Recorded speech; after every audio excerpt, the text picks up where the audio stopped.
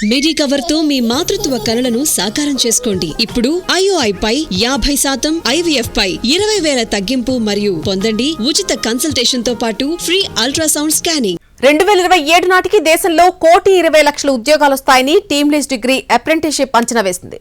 అయితే ఏ రంగంలో ఉద్యోగాలొస్తాయి, ప్రత్యక్షంగా ఎన్ని ఉద్యోగాలొస్తాయి, పరోక్షంగా ఎంతమందికి ఉపాధి లభిస్తుందో ఒకసారి చూద్దాం.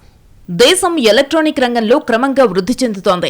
ఇది రాబోయే రోజుల్లో మరింత ప్రగతి సాధించే అవకాశముందని 2027 నాటికి ఈ రంగంలో 1,20,00,000 ఉద్యోగాలు వచ్చే అవకాశముందని టీమ్ లీజ్ డిగ్రీ అప్రెంటిస్షిప్ నివేదికను వెల్లడించింది. ఇందులో భాగంగా 30 లక్షల ప్రత్యక్ష ఉద్యోగాలతో పాటు 90 లక్షల పరోక్ష ఉద్యోగాలు వస్తాయని అంచనా వేసింది.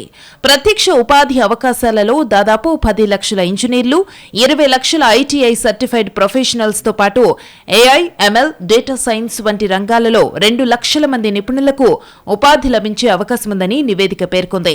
అయితే నాన్ టెక్నికల్ విభాగంలో 90 లక్షల ఉద్యోగాలు కల్పించే అవకాశముందని వెల్లడించింది.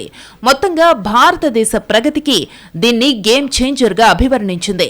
ఎలక్ట్రానిక్స్ పరిశ్రమ 2030 నాటికి $500 బిలియన్ ఉత్పత్తిని సాధించాలనే ప్రతిష్టాత్మక లక్ష్యాన్ని కలిగి ఉంది.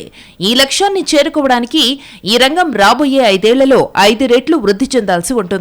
ఇందుకోసం ప్రస్తుతమున్న $400 బిలియన్ ఉత్పత్తి అంతరాన్ని తగ్గించాలి.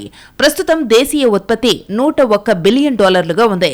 మొబైల్ ఫోన్లు 43%, auto electronics 8%, LED lighting 3%, wearables, hearables 1% వంటి అభివృద్ధి చెందుతున్న విభాగాలు గణనీయమైన వృద్ధి సామర్థ్యాన్ని అందిస్తున్నాయని నివేదిక పేర్కొంది.